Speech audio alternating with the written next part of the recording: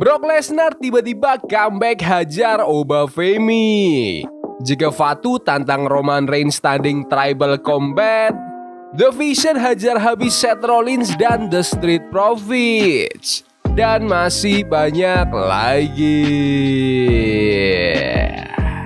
Selamat datang di Extra Raw, dimana kita akan nge-recap dan nge-review episode Raw minggu ini tanggal 19 Mei 2026.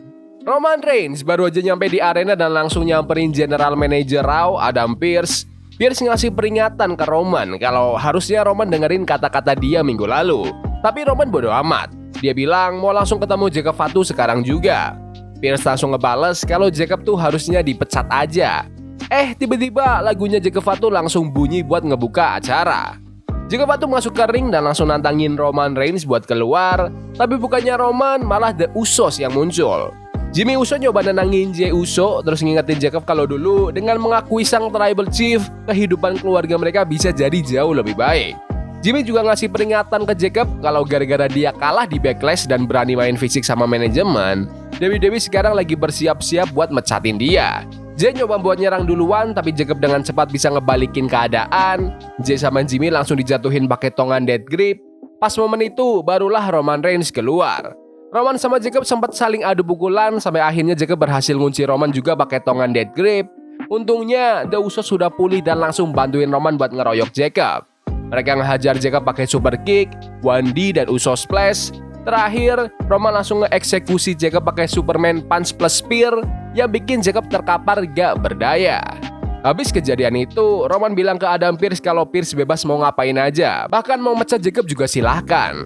Tiba-tiba, Jacob ngambil mic dan nuntut pertandingan Tribal Combat. Pearce nyoba ngebujuk Roman buat gak nerima, tapi Roman tanpa ragu langsung setuju sambil ngangkat sabuk World Heavyweight Championship-nya tinggi-tinggi. Aku pribadi suka banget sama feud ini dan gak masalah ceritanya masih lanjut abis Backlash. Jacob Fatu kelihatan kayak bintang yang bener-bener beres dan susah dikalahin. Bayangin aja, dia udah dihajar habis-habisan tapi masih bisa bangkit lagi. Butuh 3 orang sekaligus buat bikin Jacob tumbang. Dan bahkan pas lagi terkapar pun, dia masih sempat nantangin Roman buat Tribal Combat. Gampang banget buat suka sama karakter Jacob karena mentalitas beres dan sifat pantang menyerahnya itu. Menurutku sih ceritanya tetap dapat banget dan masih seru-seru aja. Terus, ada video klip yang nampilin persiapan street fight antara Finn Balor sama JD McDonough. JD bilang dia pengen keluar dari bayang-bayang Finn Balor. Sementara Finn ngebales kalau dia yang bawa JD ke bisnis ini, jadi dia juga yang bakal ngehancurin JD. Pas masuk ke pertandingan pertama di Raw minggu ini, street fight, suasananya langsung rusuh sampai keluar ring. Dua-duanya sama-sama brutal pakai stick kendo, kursi, sampai meja. JD sempat ngelakuin moonsault dari atas peralatan arena ke arah Balor yang lagi di kerumunan penonton. Sebelum akhirnya mereka balik lagi ke pinggir ring. Di pertengahan laga, JD ngikat kaki Balor pakai kabel kamera terus nyiapin meja di pojokan.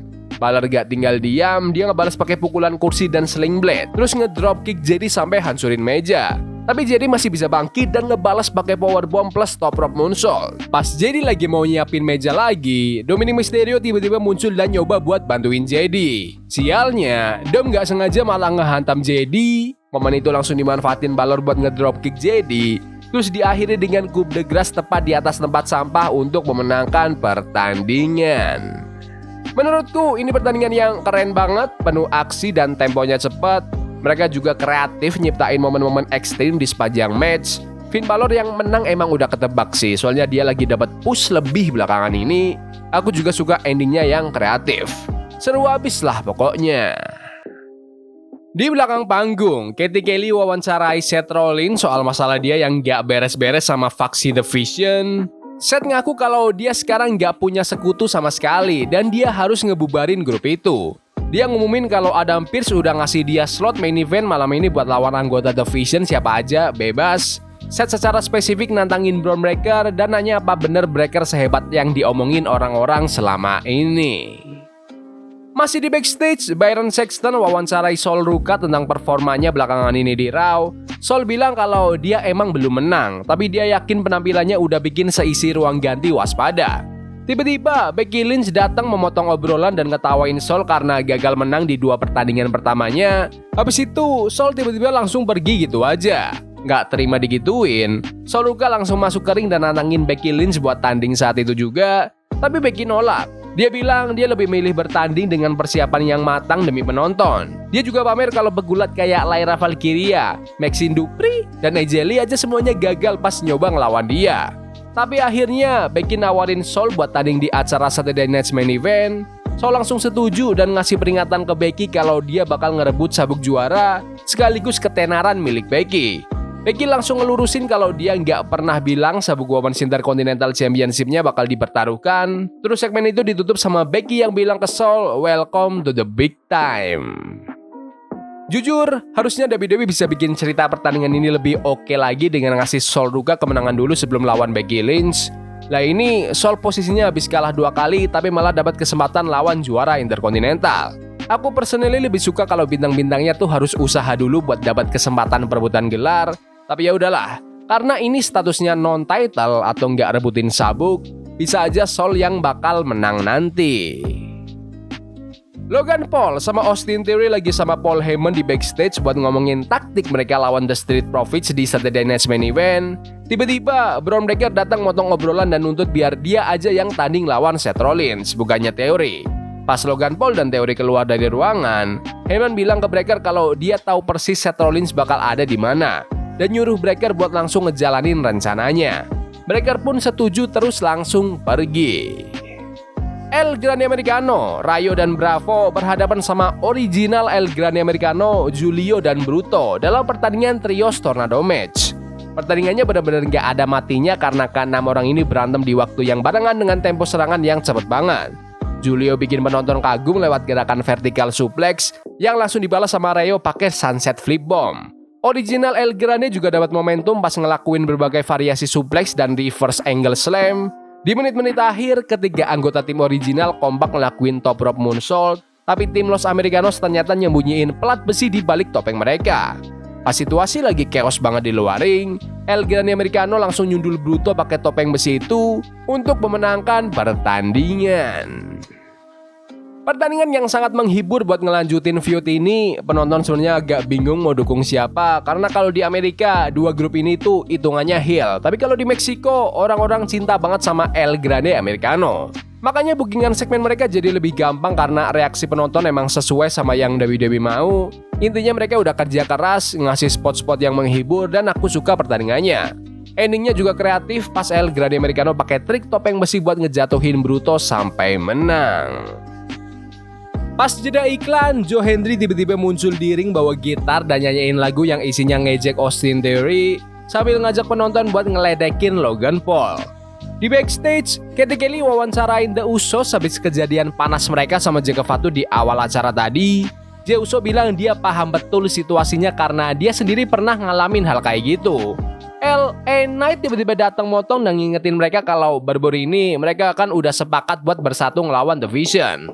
LA bilang dia mau nyelesain urusannya pakai caranya sendiri, tapi Jimmy Uso langsung nyetop omongan LA dan pergi gitu aja bareng Jay. Terus Michael Cole ngelakuin wawancara eksklusif bareng Ethan Page menjelang pertandingan perebutan sabuk Intercontinental Championship lawan Penta di Saturday Night's Main Event. Ethan ngasih sebuah kartu ke Cole yang isinya ngenalin diri dia sebagai calon juara masa depan dan bilang kalau sabuk juara Intercontinental harusnya diganti pakai nama dia aja. Ethan ngerasa kalau dia emang terlahir buat jadi juara, sementara pegulat lain, termasuk Penta, harus kerja keras mati-matian cuma buat nyampe ke level dia.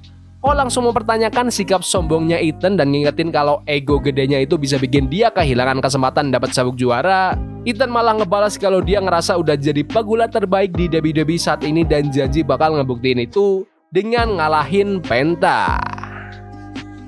Lanjut ke Paige dan Brie Bella yang berjuang mempertahankan sabuk Women's Tag Team Championship mereka lawan Roxanne Perez dan Raquel Rodriguez dari faksi The Judgment Day yang ditemenin sama Liv Morgan di pinggir ring. Raquel mendominasi di awal-awal pertandingan sementara Roxanne nyari gara-gara dengan ngejek Brie Bella pakai sorakan yes yang biasa dipakai sama suaminya Daniel Bryan. Paige dan Brie akhirnya bangkit lewat serangan kombinasi tim dan sempat megang kendali permainan sebelum akhirnya The Judgment Day berhasil ngurung Paige di sudut ring mereka. Brie kemudian sukses ngelakuin missile dropkick dan hampir aja menang, tapi Liv Morgan langsung ngedistract wasit biar timnya dapat celah lagi. Di akhir laga, Liv nyoba ikut campur lagi dengan dorong Brie dari tali atas ring, yang berujung dia langsung diusir sama wasit dari pinggir ring. Roxanne terus nyoba buat curang, tapi Brie berhasil ngehindar dan langsung nge-roll up Roxanne untuk memenangkan pertandingan. Gak terima kalah, anak-anak The Judgment Day langsung ngeroyok Paige dan Brie habis match, sampai akhirnya Bayley dan Lyra Valkyria lari ke ring buat nyelamatin mereka. Pertandingan yang solid, dari awal aku emang gak nyangka bakal ada pergantian juara sih. Walaupun aku pribadi suka ngelihat Raquel Rodriguez sama Roxanne Perez jadi satu tim dan mungkin bakal jadi juara di masa depan.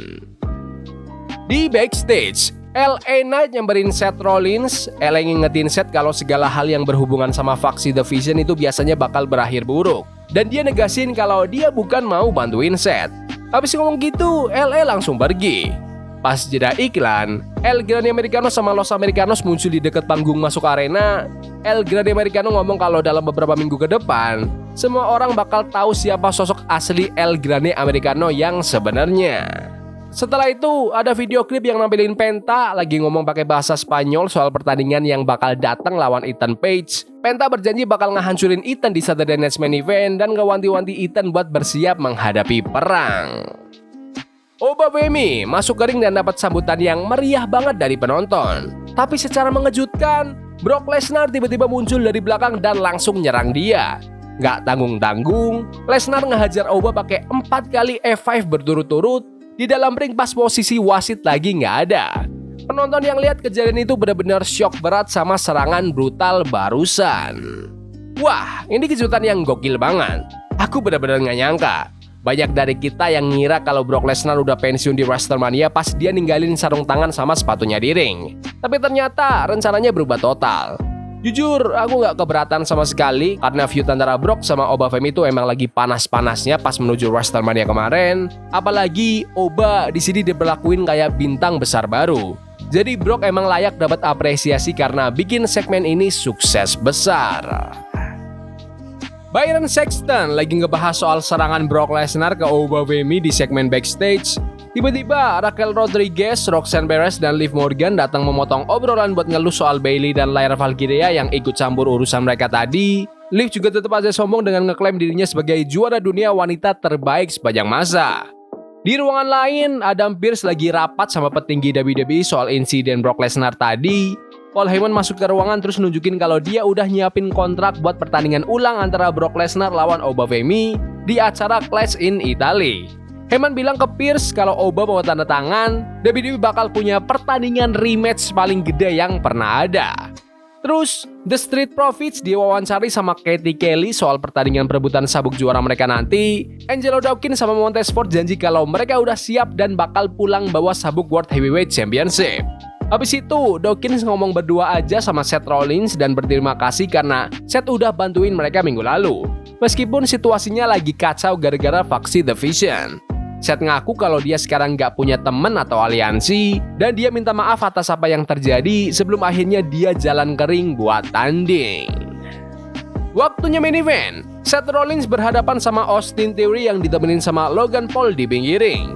Seth langsung main agresif dan mendominasi di awal-awal laga sebelum akhirnya Theory mulai ngeserang bagian kaki Seth buat memperlambat tempo permainan. Seth setelah itu berhasil dapat momentum lagi lewat gerakan Falcon Arrow dan sit out powerbomb.